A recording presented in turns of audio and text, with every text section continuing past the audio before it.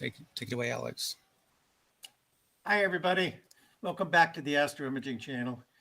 We're here in the room tonight with Molly and Eric and Tom and Terry, and of course, Robbin. He's all ready to give a presentation for tonight. He's going to tell us about electronic assisted astronomy, and it's a way of taking pictures with your telescope that gives you live feedback. Very good way to share your pictures with a lot of other people and get other people excited about what's up in the heavens and things to look at. So please enjoy yourself, sit back, get ready to ask some questions. I got to start sharing my screen here. And we've got some news for you about some upcoming events and stuff like that. But first off, I'm going to share my screen. And over here, you can see that we've got a comment section. All right. So everybody check out the comment section. If you've got a comment that you'd like to ask a question or something, please go ahead and ask the questions over here. Eric's going to be fielding the questions. And every once in a while, we're going to maybe ask the questions, interrupt Robbin and ask the questions. So one of the nice things I was telling my brother-in-law today is that on the Astro Imaging channel, it's different than other YouTube channels you've got about astro imaging because you can actually ask the questions right here live. We've got somebody actually presenting and you can interact with them. And that's what makes us a little bit special. So go ahead and ask your questions over here and have a good time doing that. And don't forget, you can also subscribe. We're up to what, 12,500 or 13,000 or something like that. And you can do lots of other stuff over there. You can donate money if you like. We're not really pushing on that, but you can do that. So join us over on YouTube and ask the questions and participate over there. I also wanted to go with the calendar. Tonight we've got Robbin, of course, and then Merry Christmas. No program next week or the week after that because of Happy New Year's. And so we won't be here for that. We'll take a couple of weekends off. And then John Talbot's coming back, and he's going to tell us about alternative noise reduction techniques and PixInsight. Show us some stuff that he got from other imagers, and I kind of got a sneak preview of it at Okitex. Really good job of reducing noise in PixInsight. And then we've got a series of people coming in, tell us about all sorts of stuff. But as always, I got to put in a pitch. By March 20th, we're going to have an empty spot there. And we need you to step up as members of the Astro Imaging Channel community. We need your help. I mean, as I said, we're live. We have a presentation every Sunday night, except for, Super Bowl Sunday and a few others, high holy days. So we need you to help contribute to that. And the way you can do that is by contacting us on the contact page here. And you just tell us what your name is and your email, and you tell us what you'd like to talk about. And we'll arrange, we'll swap lives with each other and tell some stories and work out something so that you can come on in, and we'll give you a date where you can talk to us all. Okay. I am going to stop sharing at this time because, there's one other thing I have to do. Let's see. Am I sharing right now? No. No? Okay. We are going to have coming up pretty close in March, I think March 27th, we're going to have another workshop. Workshops are those times where we give you a data set and you guys work on the data set and contribute to it. About a month ago, we had 5 imagers that had contributed something to us, and we showed you the wonderful work, each coming up with a different interpretation. We haven't figured out who's volunteering the data set yet. Rory is working on that. And then shortly thereafter, we will have a new video for you. And the topic of this video this next time, we've been working really hard on it and had a lot of good ideas. And the topic's going to be, I don't know yet, because Arno hasn't told us what the actual topic of the movie is. But we are going to be putting another one of those together. And so when you come back from your vacation, actually probably in the next few days, you'll be able to check the website and you'll be able to see where we are going to have those we're going to have another video and we're going to have another workshop. You'll have a whole new set of data to work with. And that, it's holidays and people get all, but we should have that ready for you on the website within a week. And by the time John gets to you in a couple of weeks from now, we'll have it all ready for you guys to go. So we are going to do that again. They turned out to be very popular shows. But tonight, we're going to take you into a type of imaging that is particularly good for sharing with other people live in real time. And I met Robbin and saw this presentation at the Okie Tech Star Party. So Robbin, are you ready to take it away? I am. Okay, go ahead, share your screen and start the presentation. Thank you.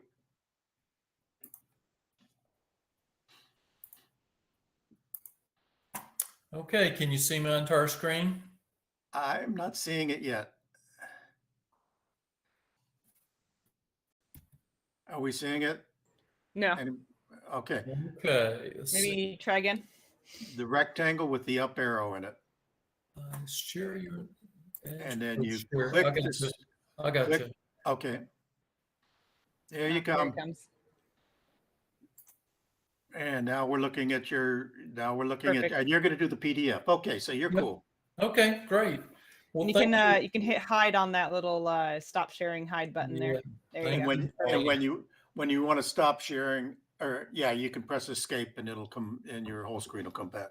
Okay, great. Well, thank you for the introduction, and thanks for setting this up and inviting me. As Alex said, I did meet him at the Okie Tech Star Party a few months ago. If you've never had a chance to go to Okie Tech's, I highly recommend it. It's always circled on our calendar. My wife and I have been going for about 10 years, and we really love it out there.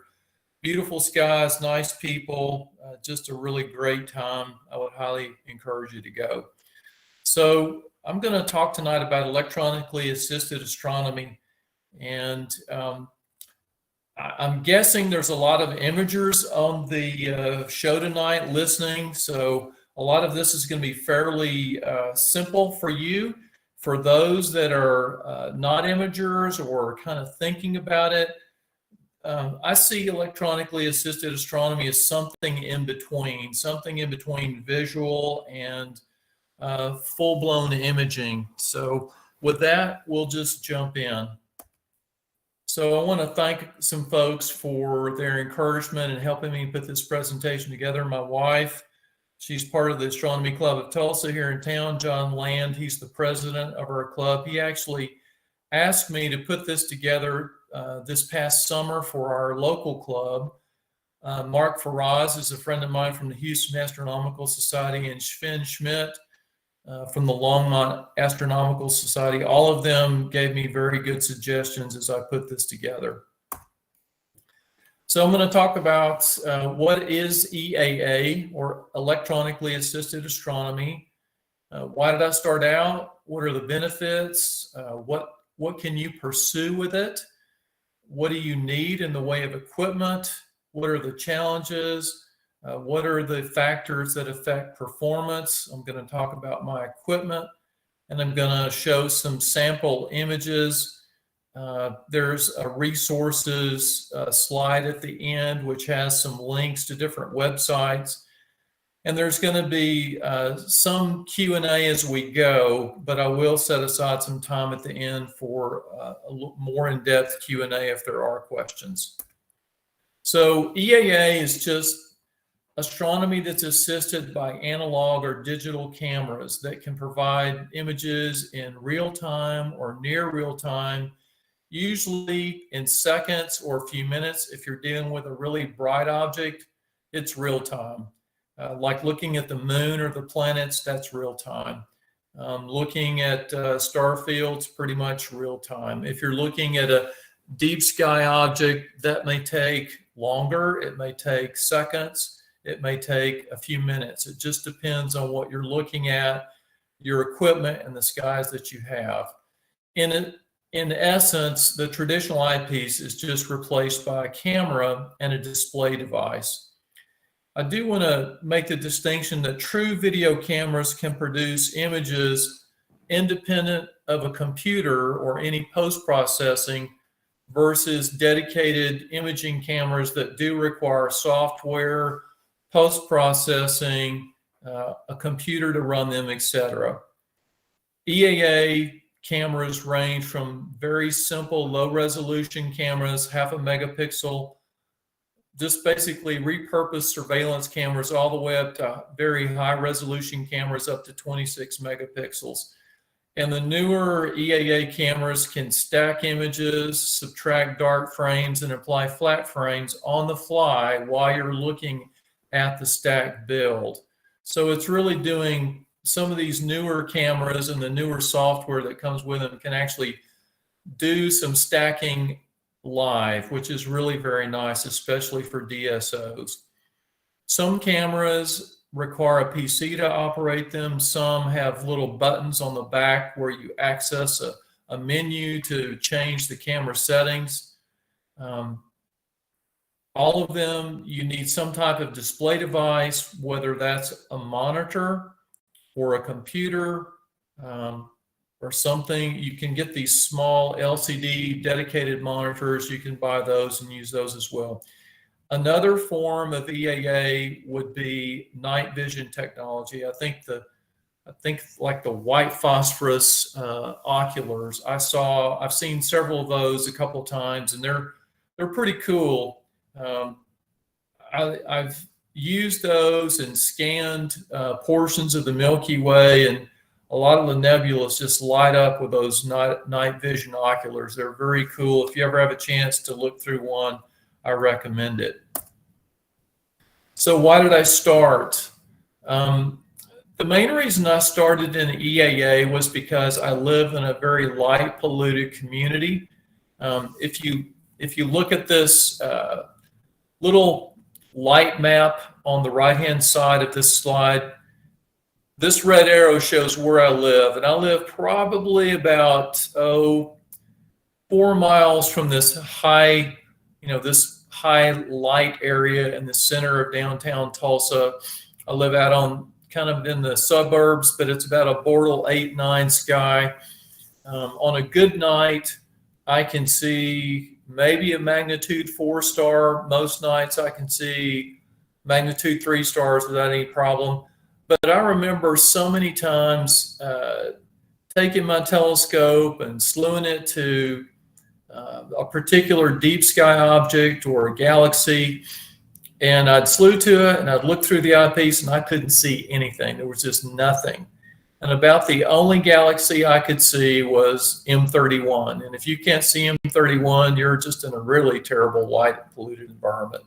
But I just wanted to see more. And the observatory, which is this little green arrow for our local club, is about 45 minutes away, and I've been out there several times, and it's a great place. But sometimes I don't want to drive out there and set up and then drive back at 3 or 4 o'clock in the morning or at daybreak. And the older I get, the less safe I feel driving late at night. So I just wanted to be able to see more from my backyard, and I had read a lot about EAA and what these cameras can do. And so I just thought, well, heck, I'll give it a try. So I purchased my first camera on cloudy nights several years ago. It was a Malin Cam, which I'll talk about here in a little bit, and started dabbling in this several years ago. I do admire images taken by dedicated astrophotographers, but I don't have hours or days to take one image. I was looking for something in between, something that could just allow me to see deep sky objects in more detail and take images in a shorter time period. So I can't really say I was looking to do imaging, but I was looking to be able to see more. And if I could take a quick image, that would be great, because it would be nice to be able to show people what I was looking at. I would say that I do light imaging. Most of the things that I capture are 10 minutes or less. A lot of them are 5 minutes or less. A really long capture for me would be 20 or 30 minutes. And I usually only spend 5 or 10 minutes cleaning up the image with very light processing, if I could use that term. Planets, really bright objects, you can see those real time. If you're looking at something that's little fainter and harder to see. It may take you 5 to 15 minutes to see more detail emerge in the image as it's stacked. So I just have always liked technology. I enjoy the satisfaction of making different pieces of equipment and technology work together, and EAA kind of fills that gap for me. What are the benefits of it? Well, you can see a lot more detail. You can see deeper, fainter objects. You can see colors. It's always interesting to me when I have shown people things through the telescope through an eyepiece. Some people pick out colors very easily in objects, others don't. I tend to just see shades of blue, shades of gray or blue. Obviously, like a star like Capella or Betelgeuse or some of the others that are definitely kind of a reddish orange color. It's very easy to see that. Or, the famous double star Alberio where you've got the blue and the orange contrast. I can see that. But in terms of seeing colors and DSOs, I look at Orion Nebula and I can't pick out color at all. But with a video camera, the colors just come to life, and it's just amazing what you can see.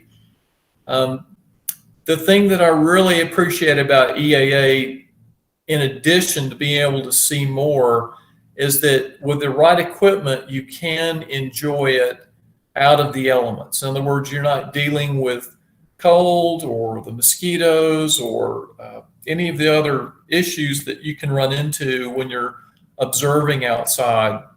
It is very easy to show others what you're seeing without having them fiddling with your telescope or touching the optics of your eyepiece, et cetera, et cetera.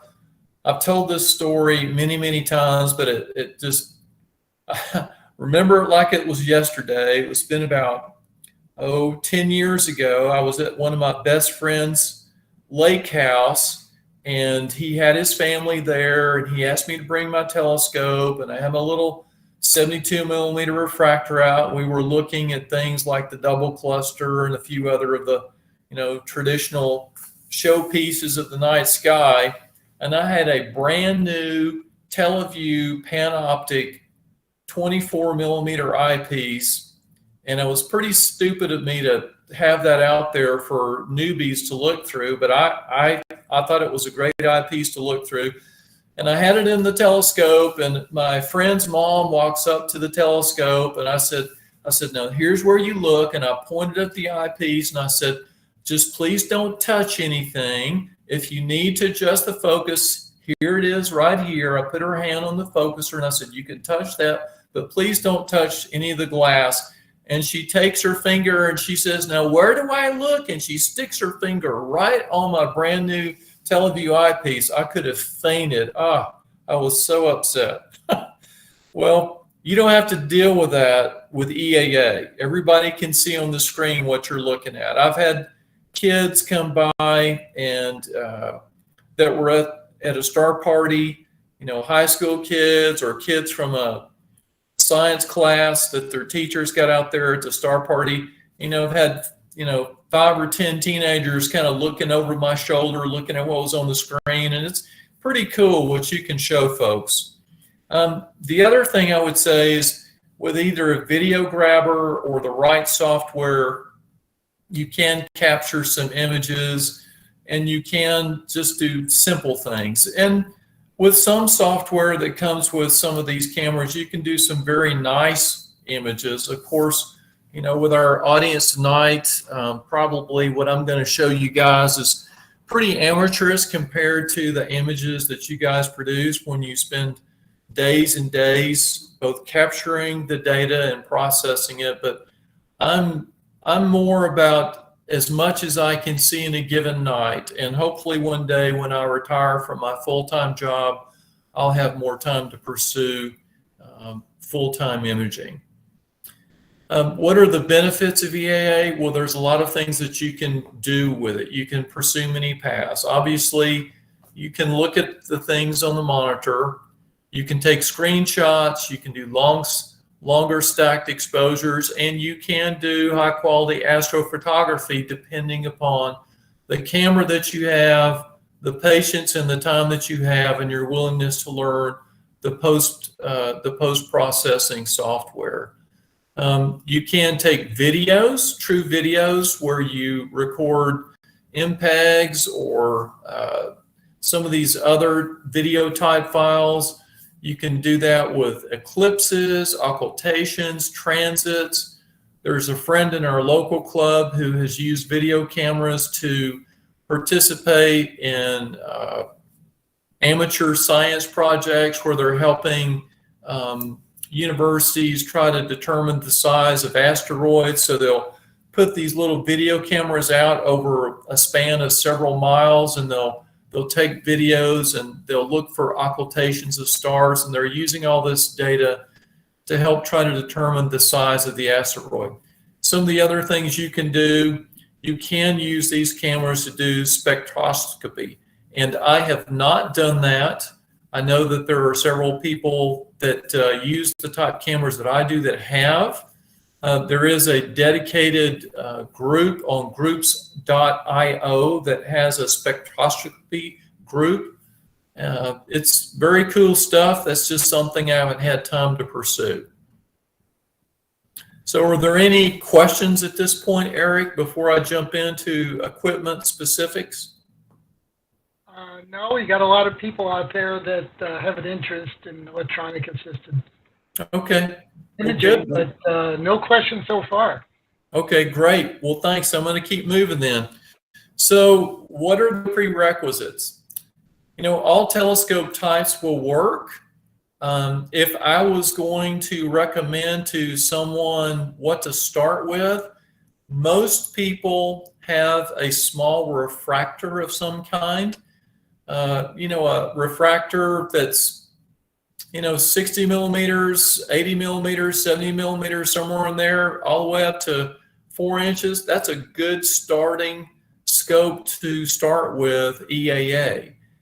You'll need a mount that will track. You can use Alt-Az or German equatorial, although German equatorial is preferred, and I'll explain that a little bit more here in a little while.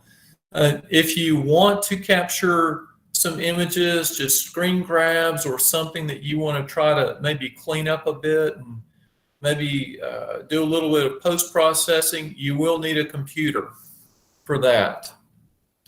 So I'm going to talk about some equipment basics, and I know if there are any dedicated imagers on the show tonight, this is going to be very elementary stuff for you guys and gals, but I think it's worth talking about, especially for those that are not familiar with the terminology. So there are basically two types of cameras, whether they be a video camera or an imaging camera. There's two types. There's CCD and CMOS, and we're going to talk a little more detail about those and very basic differences between them in a minute. The thing that I would like to say is that a decent camera can effectively increase your aperture. And someone may say, well, how can it do that? Your telescope is the size it is, and that's not going to change. That's true. It doesn't change the size of your equipment, but what it can do is it can take far better advantage of your equipment than your natural eye can, because cameras can capture and accumulate light more efficiently than the human eye can, especially under certain conditions. This is really important, this next part. A faster scope is a better scope for EAA. What do I mean by that? The focal ratio is the ratio of the focal length of your telescope to the aperture. And so a faster scope is something that has a lower focal ratio. And all that means is that you're spreading the light, instead of spreading the light across a larger area, the light that you're capturing is being concentrated more and that allows a camera to capture an image more quickly. And ideally, you want to be dealing with a focal ratio of like f4 to f6. You know, f6.5 is fine. F10, which is what a lot of the the big long refractors, the refractors that some people call planet killers, or like a Schmidt Cassegrain, those are typically f10. F10 is fine for like planetary or really, really bright objects, but if you're going to look at something that's a bit dimmer and a bit larger, you want to have a lower focal ratio because it allows you to get an exposure much more quickly. As I said earlier, Althaus mounts will work, but German equatorial is preferred. And I think probably everybody on the channel tonight knows the difference between those, but just in case someone doesn't, a German equatorial mount is essentially a mount that lines up the axis of the telescope mount with the north celestial pole or the southern celestial pole, as the case may be, and sets up the mount so that it rotates in concert with the rotation of the Earth, whereas an Alt-Az doesn't do that. It moves both in altitude and azimuth at the same time to keep the star in the field of view. And unfortunately, when you're taking longer exposures, that tends to show up in the image as field rotation around the edges of the image. So German equatorial is preferred. If you want to save images, you're going to need a video or a frame grabber or some type of dedicated software to do that.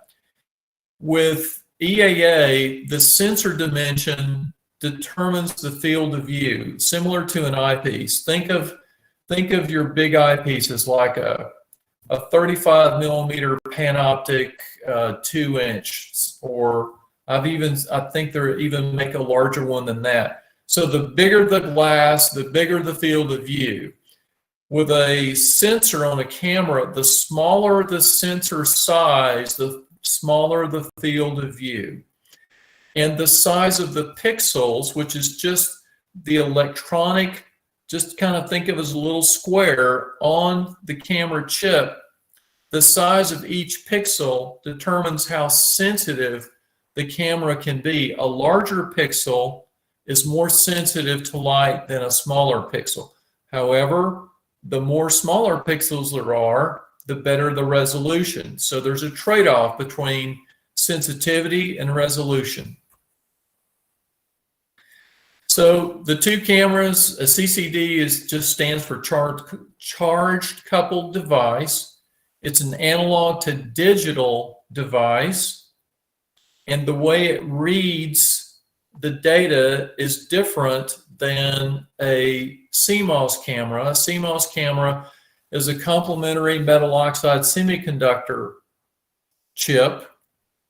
In one case, I believe the CCD, it reads it off a row at a time, and I believe with a CMOS camera, it reads it all at once, if I'm not mistaken. Now, someone will probably correct me at some point during this presentation on the more finer technical details on these chips, and that's fine.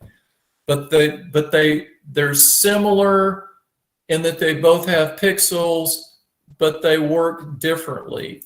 Years ago, CCD was the only thing available. Now CMOS tends to be the more commonly available cameras. In fact, I think most of the newer cameras coming out are CMOS based.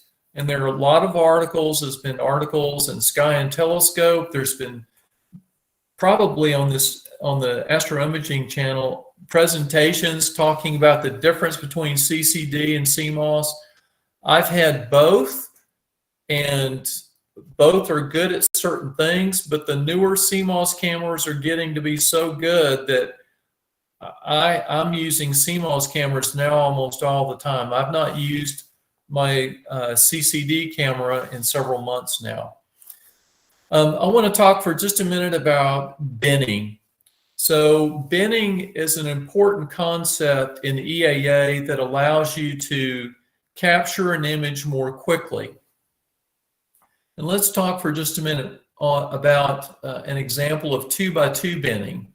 So what binning does is the software or the chip itself basically combines all 4 of these pixels. There's two across and 2 down, hence the name 2x2 binning.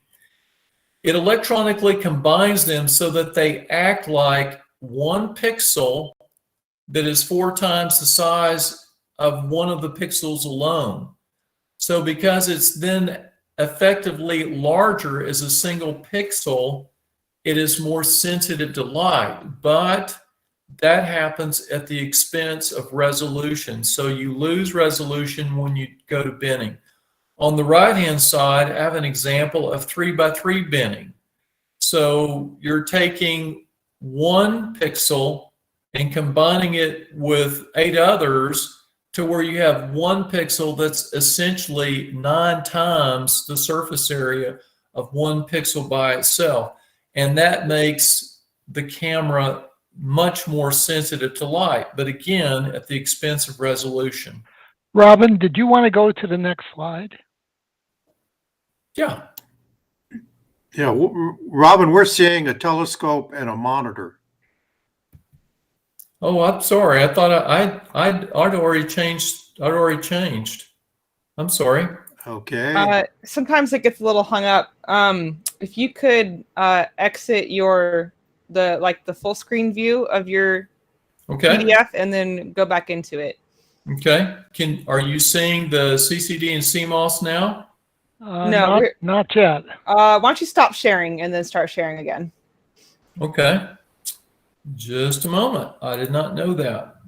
Yeah, this glitch does not happen very often. So. How long ago did you change slides? I mean, was that the last slide? The slide that we were seeing had a picture of a telescope and a computer on it. So. Okay, that's the last slide you saw? Okay, yeah. Okay, did you see this one? You're not sharing. Sharing. Oh, sorry. No worries. The joys of live television. Yeah. Glad somebody caught it. I wasn't looking. Well,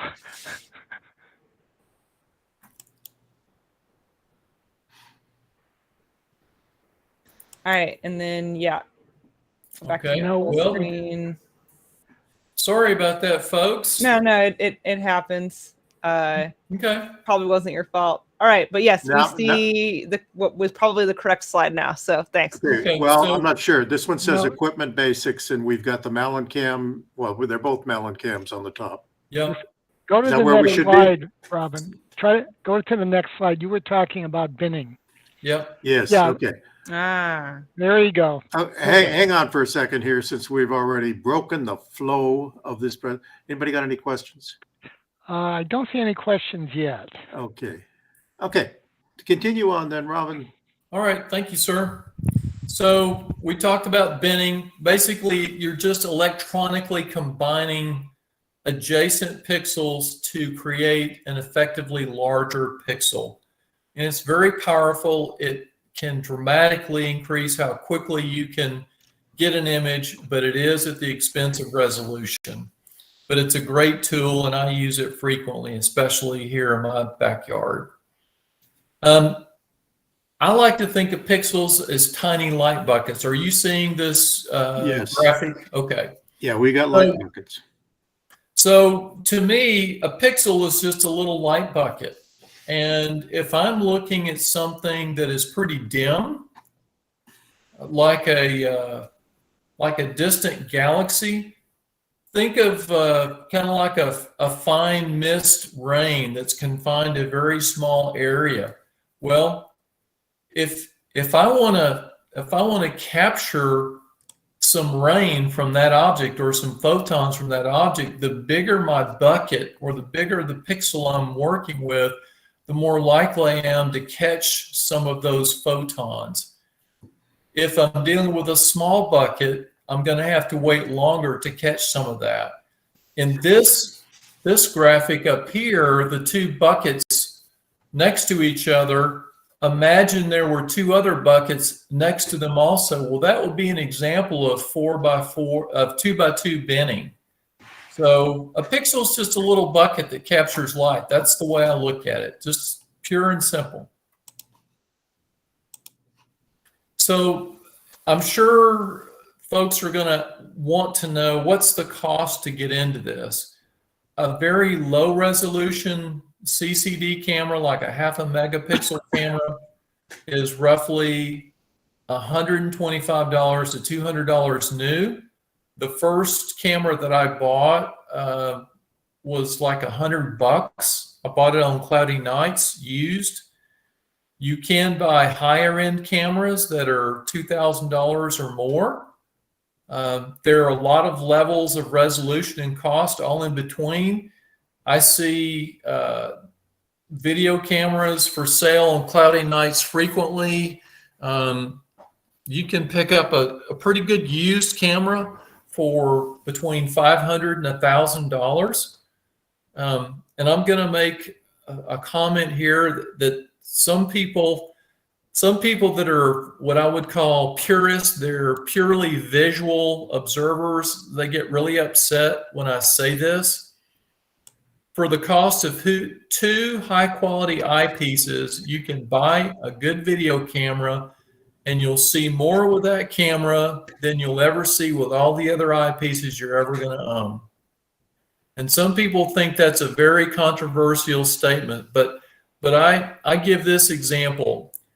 I have a lot of friends who have huge Dobsonians, and that's wonderful. I mean, they've got these 20-inch Dobs, 26-inch Dobs, and they've got huge pickup trucks and trailers to haul them around. And I mean, they're beautiful scopes, and I love to go mooch on them and look through them. And they've got eyepiece cases full of, Ethos eyepieces. They've got eyepieces that cost $1,000 a piece or $700 a piece.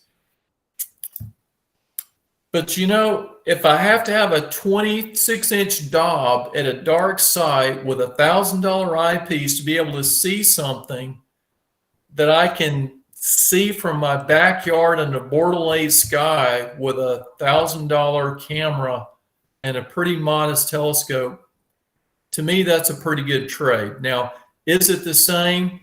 No, it's not the same. There's a difference between visual and EAA in terms of the experience, but I just still make the case that these cameras can allow you to see a lot more than you can see through an eyepiece. And if you think about it, it's just equipment. A small refractor versus a big Dob, well, it's just equipment. But one's very expensive and one's very big and very cumbersome to haul around. So I don't know. I just enjoy EAA and what it allows me to do. So, what are the challenges? Are y'all seeing these three images? I'm going to start checking in, make sure y'all see. Do you see three telescopes lined up here? We see it. You're all set now, Rob. Yep. Okay. All right. So on the left, I've got a little example. This is a little 72 millimeter refractor that I bought several years ago from Astrotech, and I kind of repurposed it for a while and used it to do some EAA. Then I've got this 5-inch refractor that I bought several years ago. I did visual with it, and I've used it for EAA for a while. And then on the right, I've got an 8-inch Schmidt, and I started using it for EAA several years ago. So every one of these scopes that I have, I owned and I was using for visual before I got into EAA. And I had this particular mount. This mount is it's a Celestron AVX. It's the entry-level German equatorial that Celestron makes. And it did a fine job for EAA. Very good job. So I'm going to talk for just a minute about the challenges with EAA. And right off the bat, I think it's really important to say this. And the the veteran imagers will probably chuckle at this. You know, when I say don't expect sky and telescope quality images the first night. Well, you know, I think that's an obvious statement, but a lot of folks, they'll see images that other people have taken, or they've seen something on Facebook somebody posted, and they get into EAA and they expect to see stuff like that right away. And, you know, that's a long way off, and that's really more dedicated imaging. The one thing I would say is the learning curve can be steep. There's new terminology and technology to learn. You have to be patient with yourself. You know, you're adding electronics, cables, batteries, monitor, computers, software. Depending upon how simple a setup you're dealing with, it can range from a mild challenge to a real hassle. And my encouragement would be to start out simple. Start out with a very simple setup with a small refractor. Get yourself a modest camera, something a few megapixels, and start there. You know, some evenings when I first started out were very, very frustrating, and others were magical. And the key is, every time you go out, every time you use your equipment, learn something. Even bad nights where you're having equipment problems, or it's windy, or one thing or another, you can learn something every time you work with your equipment. And I have a little notebook that I keep with myself, and every time I go out, I'm going to hold it up. I don't know if y'all can see that. But every time I go out, I take notes all through the night about things I need to tweak or change, or things I want to try the next time I'm out. It's just good to keep a log of what you're doing. It's almost like an observing log, if you will. You really have to learn the camera. It does help to read and learn from other people's experience, but there's no substitute for spending time with your equipment. You know, there was one time I had my equipment for a couple of years, and I really hadn't had a chance to use it that much for a variety of reasons. I was really busy with my job, and where I lived at the time was not very conducive to observing of any type. And I was so frustrated at times. You know, I'd set up in my driveway because my backyard was so filled with trees, I couldn't see much of the sky. I'd have to set up my driveway, and people were driving around the corner there where I lived, and their headlights were kind of blinding me in the eyes. And I remember one night I was sitting out there with my equipment, had my camera out there. I was trying to get everything to work right, and I was so frustrated. It was 20 degrees. I was freezing my butt off, and I thought, man, if I can't make this work in another month or so, I'm just going to sell this equipment and go back to visual. And my wife said, no, just hang on to it. You need to give it some more time. And so I took it to a star party where I had about 3 or 4 days to work with the equipment. And then I started to get the hang of it. I started understanding more about exposure time and gain on the camera, and how to get the objects centered in the field of view, and everything just started to click, and it just really made a huge difference. So a little success is a big motivator. So start simple and start with bright objects first. The other thing that I would say is that there is a bit of a difference between EAA and visual. I do most of my observing now from inside my house, which is very nice when it's real cold, or it's windy, or there's mosquitoes, or something, you know, where the elements just aren't pleasant. I do like being outside. I like the serenity of the night sky. I like being out in the quiet. I enjoy that.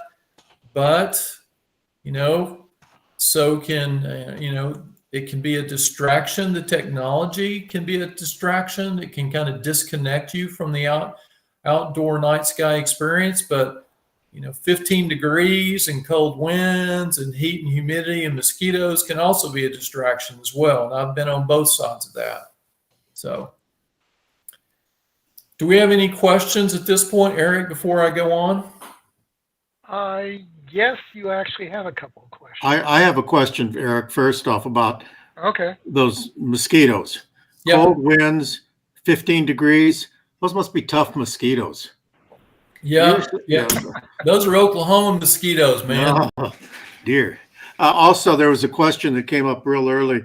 Michael asked a question about if in future workshops we could get the origin files. I believe he meant the camera files themselves.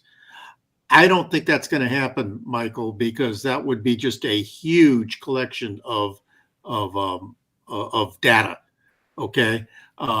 And I just don't think that we could physically manage to, transmit that much data back and forth to people. So I think we're gonna stick in the workshops to making a calibrated, stacked samples of the different light frames. Okay. And now, Eric, going back to, and if I misunderstood your questions, Michael, please clarify on your questions over there. Eric, let's go back to questions for Robbin. So have you ever tried night vision astronomy? I heard you mention it earlier in the presentation, but have you done it yourself? Yes, I have. I was using some friends' equipment. It was out at the Okie-Tex Star Party. I have a friend, Mark Faraz from the Houston Astronomical Society. He's got one of those night vision oculars that he puts into his Dob, and I've looked at the horse head with it. I've looked at the crescent. I've looked at parts of the North American nebula with it. Nebulas just really pop out with those things. It's pretty incredible, and it's almost kind of a 3D type of experience to some degree. And then there was a guy in our club who had a night vision monocular, which is kind of like a binocular, but just one objective. And he had a night vision on that, and you could just take that thing and scan the Milky Way, and it was just incredible. And pointed it over one night towards Sagittarius, and you could see all the famous nebulas over there just kind of popped into view. It's pretty incredible stuff. So another question is, do you have a favorite camera? Yes, I do, and I'm going to talk about that here in a few minutes. So if you just bear with me, I will talk about my favorite camera. So. And we had a comment, maybe Eviscope or Unistellar fits better for EAA with less hassle. I guess that's a comment, but do you have any thoughts about that? I am familiar with those. My only familiarity is reading their ads in the astronomy magazines, probably like a lot of people on the channel tonight. Yeah, they do that. They kind of build all that into a prepackaged equipment for you. They've got the camera built in. It's all one thing. The one thing that I would say, I think I read a review about that. That is a way to do EAA. What I do not know is if you can actually connect that to either a computer or some other device that would allow you to capture a picture of what you're seeing. I also have the impression that you don't have as much flexibility on the settings that you can change with the camera. It's my understanding that a lot of it is a lot more automatic and kind of built in. So from the standpoint of ease of use for a brand new beginner, that might be an easy way to start.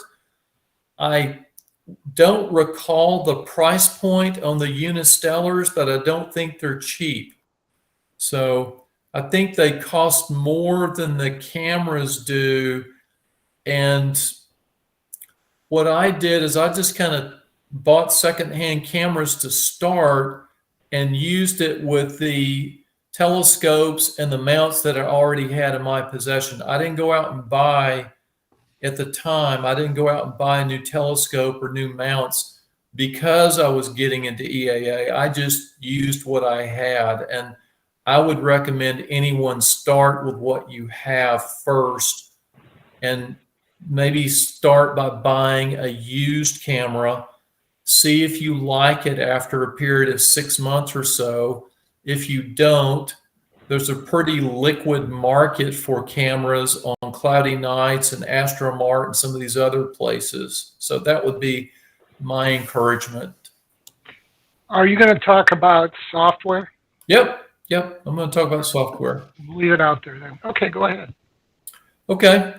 So going to have a little test here. And for the hardcore imagers, this is pretty easy. But there are two images of the Lagoon Nebula. And one of them is mine from my backyard, and one of them is from a pretty famous astrophotographer, Jim Misty. A lot of his work is in Sky Safari. If any of you use Sky Safari, I use Sky Safari a lot. I really like it. I love Sky Safari. So take a look. What I really want you to look at is look at the detail in both images. And I want you to guess which one Jim Misty took and which one I took. Now, I think it's pretty obvious for the hardcore imagers. Okay, I'm going to flip to the next slide.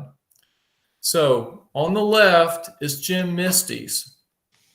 He took that with a 32-inch Ritchie Cretan scope, 2 hours of exposure, an SBIG 11,000 from a dark side at 4,500 feet. My image was 15 minutes exposure, 5 minutes post-processing through an 8-inch Schmidt casting drain in my backyard. Am I saying that my image is as good as Jim Misty's? No, I'm not saying that at all. And for the hardcore imagers, you'll say, yeah, look at your stars. They're bloated, they're overexposed, et cetera, et cetera. But what I would say is for someone who's trying to see more than they can see through an eyepiece, there isn't much detail that hasn't been captured in the image on the right. A lot of the detail is there. 15 minutes. Okay, this is another one. One of these helix images is Jim Misty's, one's mine. I think this is pretty easy to guess, but I want you to look at the detail between the two of them. Now, I want to point out that the image that's mine, my neighbor had their backyard lights on when I took this image. I've got 4 neighbors that adjoin my property, and 3 of them believe that every boogeyman will never come into their life as long as they keep their backyard's lights on full blast blaring all the time. So obviously the image on the right is Jim Misty's, the one on the left is mine. Now that was a 20-minute exposure. At the time of year I took that, the helix is pretty low in the southern sky, so I had to take 20 minutes to get that. And 5 minutes of post-processing. Mr. Misty's image is an hour, again through his 32-inch scope.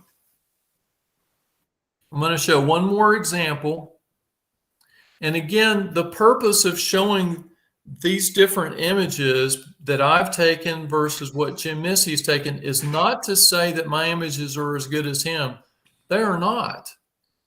But a lot of the detail is available. And if you're interested in EAA so that you can see more than you can see with your naked eye, then that's what I'm trying to get across. Now, this is the Eagle Nebula. It's one of my favorite objects. I think it's really cool. One of them is Jim Misty's and one of them is mine. But I want you to look closely at both images. I want you to look at the detail.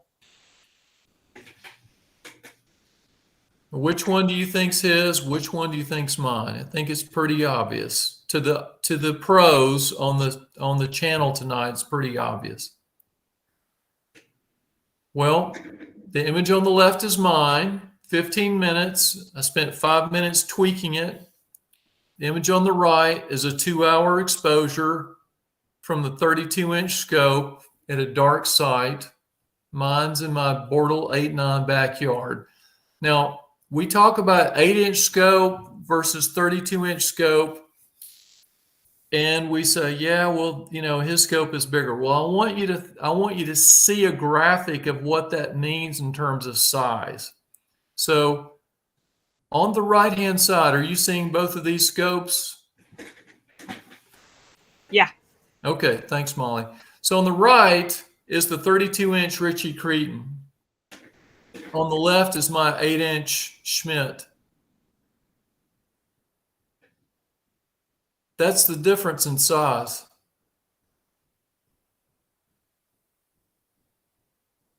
It's so adorable. I mean, it's like a toy. I mean, the mount that's running his scope is probably cost more than my car. So anyway, so I'm going to talk about performance factors, and I'm going to run through some very quick examples of different images from different cameras that I've owned. The things that affect performance, obviously, is the resolution of the camera, the size of the pixels. We talked about that earlier. The bigger the pixels, the more sensitive they are. The aperture of your scope, it does matter, but you don't have to have a great big scope to capture deep sky objects with EAA. The faster the focal ratio, the better. Mount tracking, you need something that tracks. If you get real detailed about wanting to have really nice, pretty pictures, you need to be polar aligned. Obviously, the sky conditions, they matter. If you have a lot of sky glow, you have to balance exposure time versus, gain with the camera. There's a lot of things that you have to consider. The temperature does make a difference. There are cameras that are cooled and there are cameras that are not cooled. And the camera in the summertime, if it's not cooled, can be very noisy. And that's just thermal activity inside the camera itself that's generating signal that appears as kind of a false, it just appears as noise, if you will, in the image itself. So I alluded to this a minute ago. You have to balance different things, the length of time that you're exposing an image, the gain. When you increase gain, you're basically amplifying the signal, but it also amplifies noise. You can use a feature in the software called a histogram that allows you to clip off background light and brighten up shadow areas in the image. You can use binning, which we talked about earlier, which simulates larger pixels to increase sensitivity. Some software packages let you do stacking on the fly. Some will actually apply dark and flat fields. And we can explain that if anybody has a question as to what a dark and flat field are. We can explain that at a break. You can apply hot pixel correction with dark fields. Some pixels always are going to show signal. They're just basically defective. They're hot, so to speak, every single camera has some hot pixels in it. That there just isn't a camera made that doesn't have a hot pixel or more in it. You have to balance the equipment, the camera settings, so you're dealing with sky conditions, tracking, light pollution. You can use light pollution filters to help block some of the artificial light, like from street lamps in your neighborhood or your neighbor's backyard lights. I use a sky glow imaging filter, which helps quite a bit. It's not very expensive. I think it's a few $100, and some filters for actual imaging can cost well over $1,000 a piece. So it's pretty small price, and some of these filters you can pick up secondhand on cloudy nights. You can shorten exposure time by increasing the gain, but when you increase the gain, you also amplify noise. Stacking can clean up the noise and make dim objects appear better. So these are all things that you can play with to improve the quality of the image. You have to have good focus. For all the veteran imagers that might be watching tonight, batting off mask, for about a year or two, I just kind of would adjust the camera to get the size of the stars as small as possible, but a batting off mask makes it very, very simple and easy. It's just this ingenious device that creates these diffraction spikes, and you just adjust the focus so that this center diffraction spike bisects the other spikes. It's really great, and I highly recommend getting one. They're not very expensive. If you're using a scope like a Schmidt Cassegrain that has a mirror, as the temperatures drop, you will need to refocus the camera, because that the mirror optics change as the temperature changes. Refractors, most of the time, you just set them and forget them. You set them at the start of the night and you don't have to mess with them anymore. So I'm going to run through these quickly. These are different cameras that I have owned, and I will talk. I think the question was, do I have a favorite camera? I will point that out here in a little bit. I have owned a Malicam Micro EX to be exact. It's a 0.5 megapixel camera, $100 used, and I played with it for several years. I used it both as for EAA, and I also used it as a finder camera. It's comparable to the Revolution Imager that you see for sale on cloudy nights so often. I have owned the Malicam Extreme. It's a little less than half a megapixel, but it's got big pixel sizes, so it's very sensitive. That was my first real dedicated EAA camera. You don't have to have a computer to run it, but I did run it with a computer. And those used right now are going for between $600 and $800, and brand new they're $1,400. On the left is another camera that I still own. It's a Malicam Universe CCD. It's 6 megapixel camera. It's got big pixels, almost 8 microns. It's a cooled camera. It will cool to 80 degrees below ambient temperature. You do have to have a computer to run it. It makes very nice high contrast images, but it's not quite as sensitive as the newer CMOS cameras that I own.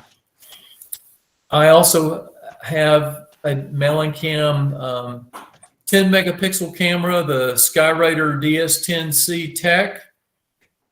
And it's got 5 micron pixels. It's also cooled. It's got a built-in dew heater, which I really like. I bought that used for $950, brand new they're $1,400. It's a very versatile camera. I like it a lot. I've used it for planetary. I've used it for deep sky. I really like it. It's a great little camera for the money. It's hard to beat. And then this is my favorite camera. It's the newest camera. I bought it probably about a year ago. It's a Malicam DS26C Tech, and it's 26 megapixels, 4 microns, pixel size. It's got a Peltier cooler, built-in dew heater, and I paid $2,300 for that new. And I like that camera a lot because I can run that in a 2x2 binning mode, which is effectively about 6 megapixels, but it's very sensitive. It's very low noise. I can run it at full resolution, 26 megapixels on big star fields, and it just takes beautiful images. It's very, very high contrast, very low noise. I just really like it. And I think somewhere in my presentation I've got what the actual chip is that are in these, but it's a nice camera. I really like it a lot. So this is my current setup, and for the dedicated amateurs looking at this, there's probably a lot of things they would change right off the bat. I've got all these cables hanging off the back, and I know especially after watching the Astro Imaging channel presentation last week, where Alex interviewed people at Okitex with their imaging rigs, that there was a lot of attention that they paid to how they ran their cables from their cameras, etc. So I know there's a lot of optimizing I can do there, but this is my current setup. I want to point out that I've got my tripod on a dolly that I built from scrap lumber. It's got locking casters on it, and my homeowners association won't let me put up a pod or a little dedicated observatory, so I have to set up every time. But what I do is I just leave my equipment set up on this rolling tripod, and I just roll it out onto my patio and set up and just lock the casters in place and do my polar alignment.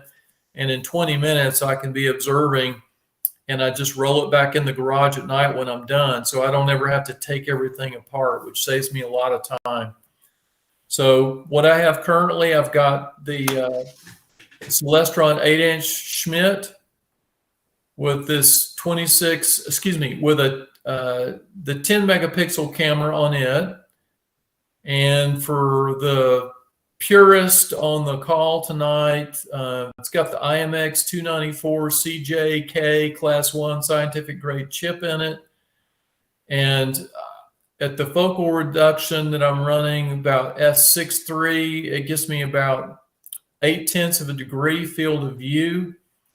Then I have a 80 millimeter Astrotech refractor with a 26 megapixel camera. That's an IMX 571 chip, and that gives me about 3 degrees field of view, and those are stacked. I just bought this mount about 6 weeks ago, and I'm still lining it out, trying to work out the kinks on balancing and everything. You can see my balancing is not very great, but I'm working on it. I'm getting it there. I do have a guide camera on there now because I'm trying to get better with my images, and I'm dabbling with maybe actually doing some astrophotography at some point. I've got a Feather Touch motorized temperature compensated focuser on my Schmidt Cassegrain. I added that about a year ago, and I've got dew heaters on both scopes and the guide scope. So the way I do this is I roll it out and I put it at a specified spot on my patio, and then I've got USB cables that run into the house through a PVC pipe, and it connects to my big screen TV, and I observe from inside. So before I started doing this, before I put everything on a rolling tripod, it would take me about an hour to set up and about 45 minutes to tear down. And so now I'm spending a total of 15 to 20 minutes to set up, and I tear down in 10 minutes. So I have another hour to observe that I didn't have before. And that's what it looks like in my den. So just have my little laptop set up, connected to my big screen, and I can run the cameras, I can do an alignment, I can just run everything from inside the house. Every now and then I have to go outside and tweak the focus on the refractor or check on something.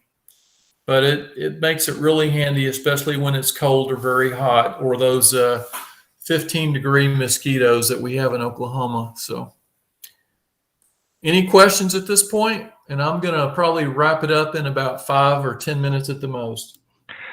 Are you going to talk about the software you use for capture? Yes. That's And Chandrasekhar asked if this is like Lucky Imaging.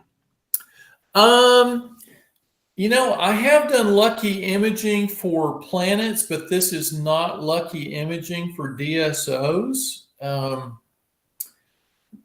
For those that aren't familiar with Lucky Imaging is where you actually take a video of an object, say, for example, Saturn or Jupiter, and then you run that video through software that analyzes the video frames to find the best frames, the best quality frames, and then it stacks those to improve the signal to noise ratio. So the concept is every now and then the seeing conditions, you get lucky and you get a nice frame, you get a nice image, and you pick the best lucky images and you stack those and you get a nice looking planetary image. So I have used this setup to do that, but for DSOs, I am not doing anything like that.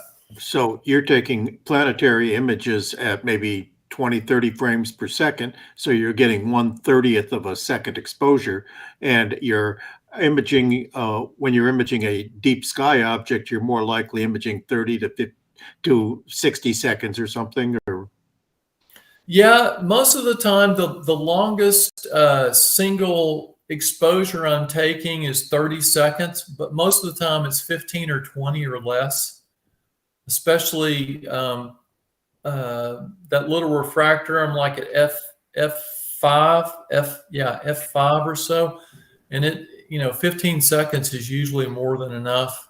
and whatever it is, 15 seconds is substantially longer than anything you would find in a video. Oh, exactly. But to your point, when I do Lucky Imaging of a planet, I'm usually down in the milliseconds. I'm usually, I don't know, 25, 50 milliseconds, just depends on. Okay. Yeah, pretty dang fast.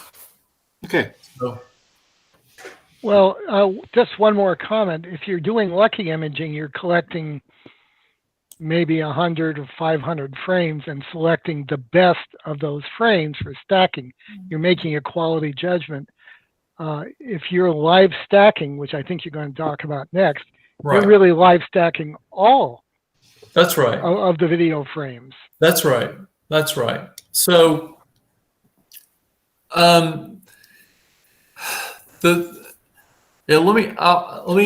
hear about the software, I think, because some of these questions will be answered when you talk about software, right? Yeah. So the software that I'm using, it's hard to see it. It's on this picture that's on the big screen TV. It's called Mellencamp Sky, and it comes with the Mellencamp Skyraider cameras all the way from their entry-level CMOS cameras all the way up to their 26 megapixel camera. It'll run all of them. And I really like it because they come out with usually a couple of new upgrades to the software a year. It handles live stacking. It will stack in a line on the fly. It will allow you to apply flat frames on the fly. It will allow you to apply dark frames in a live stack. you can adjust the exposures in this stack. For example, if I want to do something that's got a real high dynamic range, like the Orion Nebula or Andromeda. And what do I mean by high dynamic range? I'm talking about an object that has a very wide range of brightness, from the core of Andromeda or the trapezium of the Orion Nebula being extremely bright to the further edge regions of either the galaxy or the nebula being darker and fainter. With the stacking tools that you have available in Malicam Sky, you can adjust the length of the exposures. You can say, take, I don't know, 10 or 15 exposures at 2 seconds. And then you can say, take 10 or 15 exposures at 5 seconds and 10 or 15 exposures at 10 seconds, so on. And you can adjust and then stack that as you go. It just gives you a lot of freedom with what you do. And it also has some pretty robust, but for a dedicated imager, they would say it's pretty minimal, but it does have some post-processing tools that come with it that you can use to clean up the images. It's just a very nice kind of all-encompassing package of software that will do both planetary, deep sky. You can use it to do dedicated imaging, so you can set it up to, say, take 3 hours of 60-second exposures if you want, and it'll save those. It's just a very powerful, very robust piece of software. And the software is free. It comes with the purchase of the camera. Someone can go out to the Malicam website and they can download that software, and they can bring in an image that's been saved in TIFF format or JPEG or any of that stuff, and you can play with the different processing tools that are in it.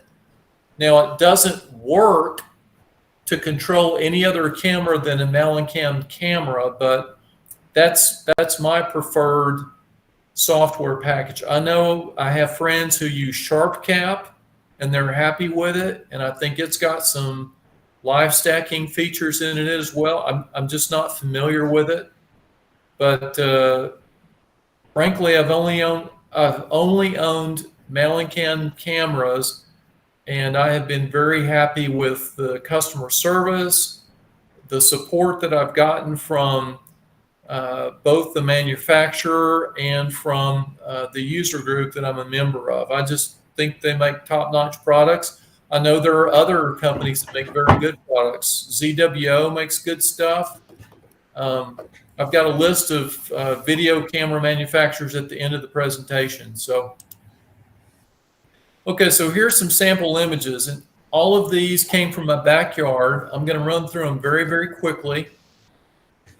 And I'm just going to show you the difference between different resolution cameras. So what you could expect. This is the Malicam Extreme.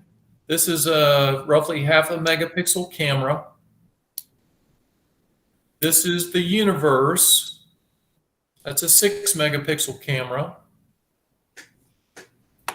This is the DS10C, a 10 megapixel camera, and I did do some stacking of the video. This is Andromeda through the Malicam Micro. That's that $100 camera, and you can see, I think that's M110 out there. You can see a little bit of the dust lanes, and this was from my backyard. This is M31 with the Extreme. You can see some dust lanes here.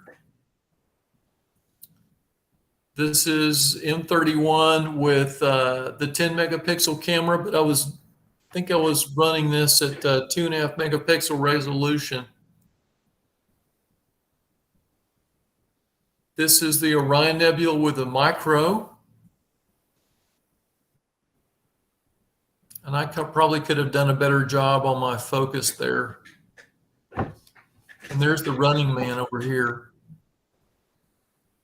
And this is Orion with the extreme.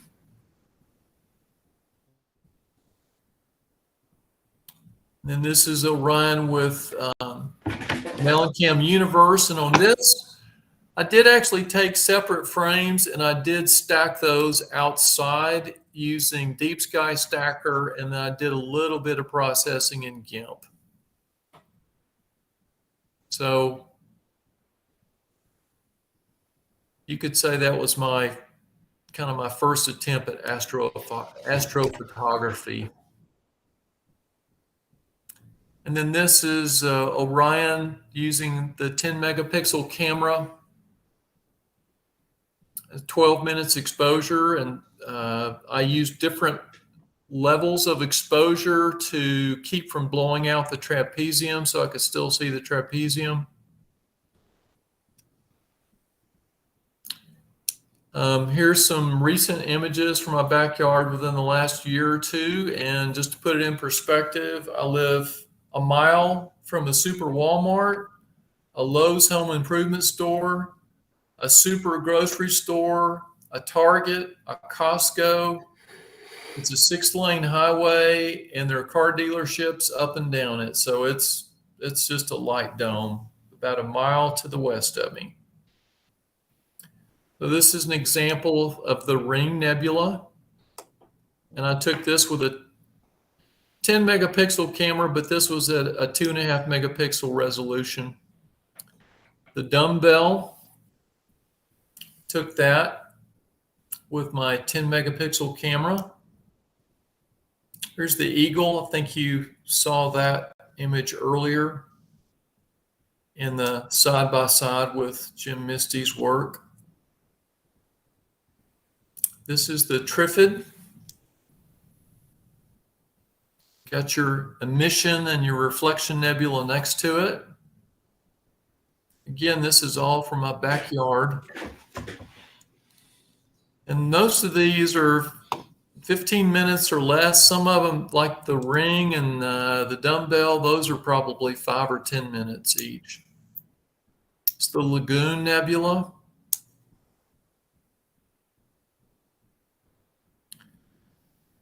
And this is the Lagoon and the Trifid all in the same field of view. This is through my little 72 millimeter refractor using my 26 megapixel camera. I like that nice wide field. It's just very beautiful to me. And this is Bade's Window in Sagittarius. It's with my 72 millimeter refractor. That's pretty impressive from the city. Well, thank you, Molly. I appreciate that. It's kind of cool. I'd never really noticed this before. If you kind of look, it almost kind of looks like there's a dark nebula, looks kind of shaped like a salamander in there. Oh, yeah. I never noticed that until I took this wide field. There's a Hercules glob. There's the crescent. That's a hard one to get that detail or really any light from kind of the middle portion of it. Usually you just kind of get the outer edges if you're not doing a real long set of exposures. Yeah. I may have gone 20 minutes on this one. So, yeah. That's awesome. And this is the Eastern Veil. And most of these, the only filter would have been an Orion Skyglow imaging filter. There's the Running Man in Orion. It's the Cat's Paw. It's pretty low in the sky. It's pretty hard for me to get. Cat's Paw Nebula. There's the Horsehead. I will admit, I gimped those stars. I tweaked them a little bit. So there's the Needle Galaxy. The Rosette. which, by the way, is the official nebula of the state of Oklahoma. Yeah, I have come across that. How long is this exposure? I think this is probably 15 minutes. That's really awesome. Well, thank you. I appreciate that. That's 15 minutes, one exposure. Not one exposure, it's 15 minutes total of exposure. So Okay. these are probably 15 to 20 seconds stacked. And I think what I was doing in this particular image is I was moving the white point, probably started the first third of the stack with a white point at 255 on the histogram, and then I moved it probably a third of the way in, and then another third of the way in to just kind of bring in some of the lighter areas to kind And of. it was live stacking as you did that. Yeah, live stacking. Now, the downside to doing live stacking is if you have a satellite go through your image, it can kind of mess it up. So just a very quick sidebar: Oklahoma state flowers, the Oklahoma rose. Our state rock is the Rose Rock, and the Rosette Nebula is our official nebula. So we have a rose trio in Oklahoma. So here's the Crab M1, M51, Whirlpool. Comet Neowise. I wish I knew more about how to capture comets.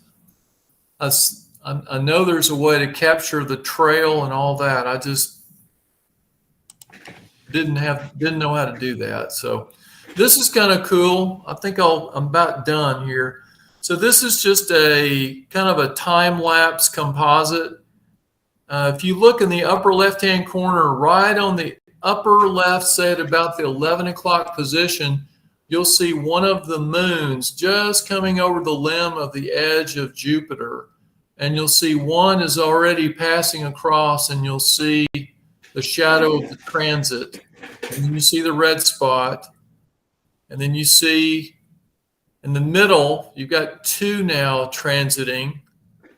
So that was just kind of cool. And if I had a better focus on my Schmidt, I probably would have been a little better than that. But this was a lucky imaging project. So I was just playing with it. That was my first time to try this kind of stuff.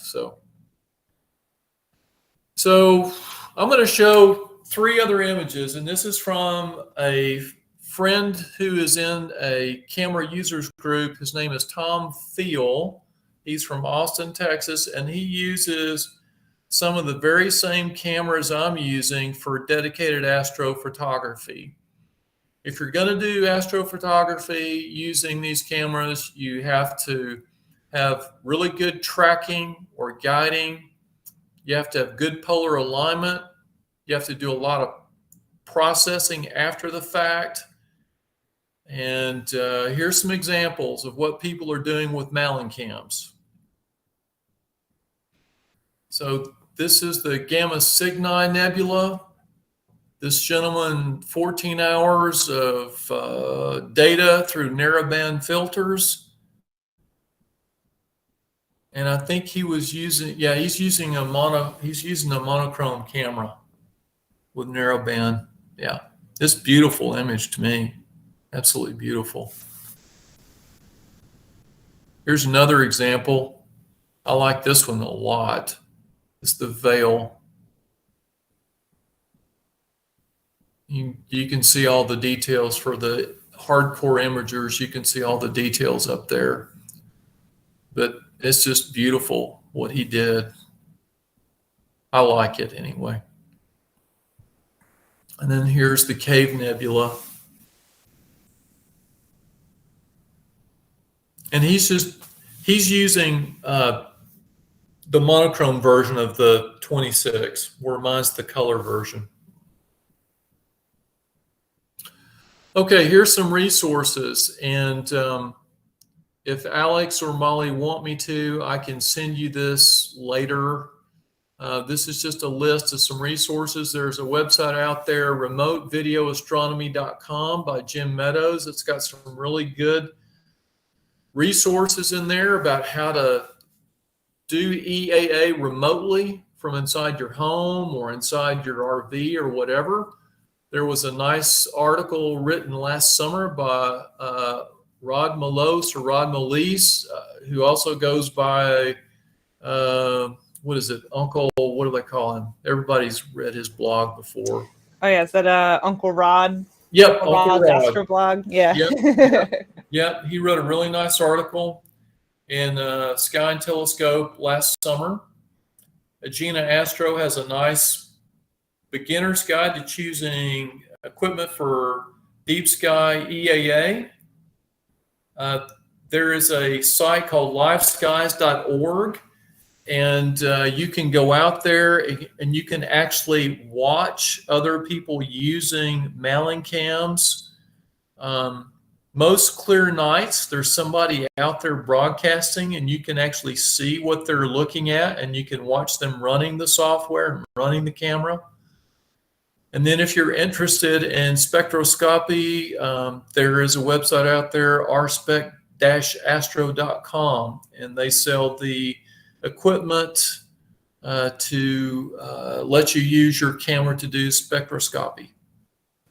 So here's a list of different video camera manufacturers. Celestron makes them, Malincam, Omega, Orion, QHY, ASI, Revolution Imager, Starlight, ZWO. I know there's others, but these are some of the more prominent names that I'm aware of. I know there's a guy in our club using an ASI Air, and he's running his ZWO remotely through Wi-Fi from inside his house. And he's having a blast, and he's using SharpCap, and he's having a lot of fun. So, but I think I went maybe too long. Any questions at this point? Have you ever tried any narrowband filters? I have not. Well, does an O3 filter count for narrowband? Sure. Yeah, I can show you an image I took at Okie-Tex through O3 if you want to see it.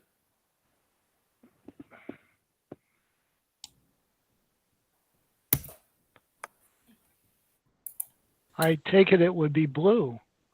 Well, I say narrowband. It came out green. Let's see, NGC. O3 is kind of a blue-green.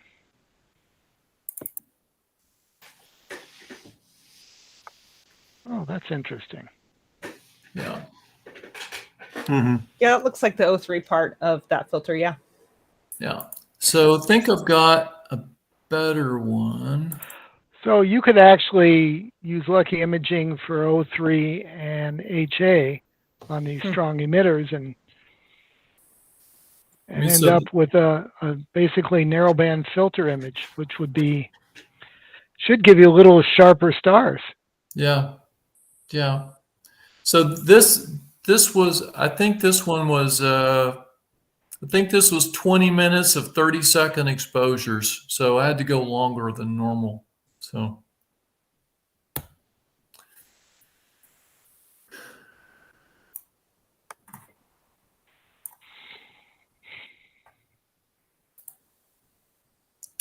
Well, that's all I had. I'm happy to answer any other questions people may have.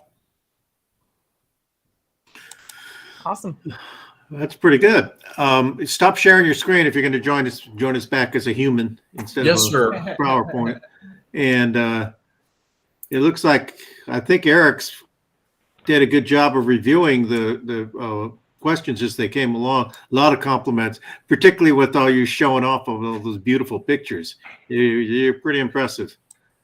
So I do have a question. When you say you took 15 minutes, is that primarily live stacking or stacking of multiple images with alignment, or is it a combination of those? Well, it's all the above. When I say like the rosette, that was live stacking, and it was stacking. I think I was probably 15 or 20 seconds.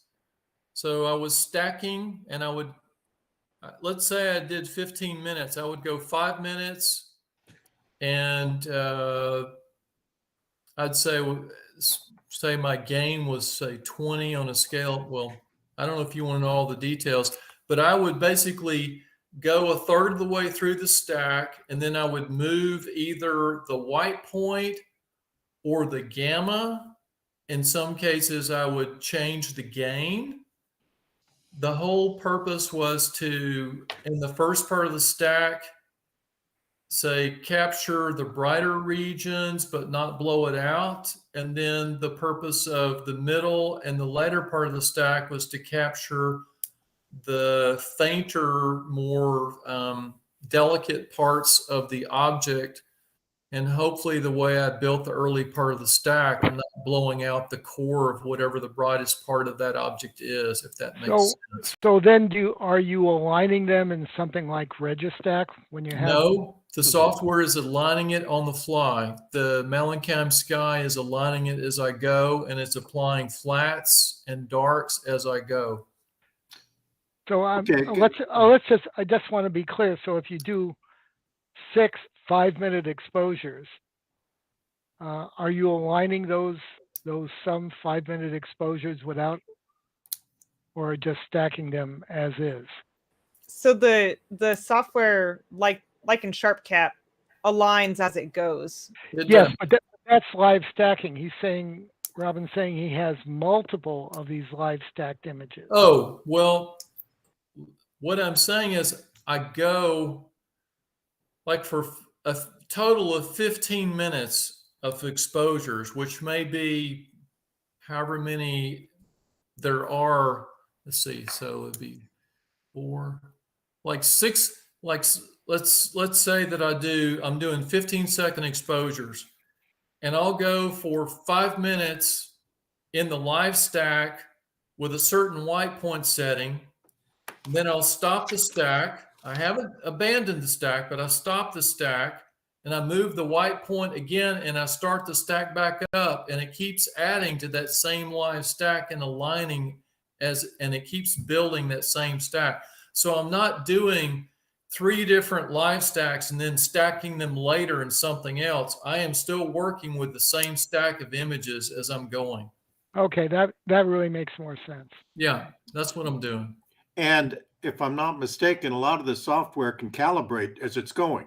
So you've previously taken darks and flats, Yep. and these images, as they're captured, are immediately calibrated, rotated, translated, whatever it takes to line them up. Yep. And then stacked. Yep. That's right. That's right. And it's probably a good thing we're on a call where people aren't in the same room, because I'd probably get shot. I use t-shirt flats. I used to do that. Well, I just tie a really clean white t-shirt around it right after sunset, and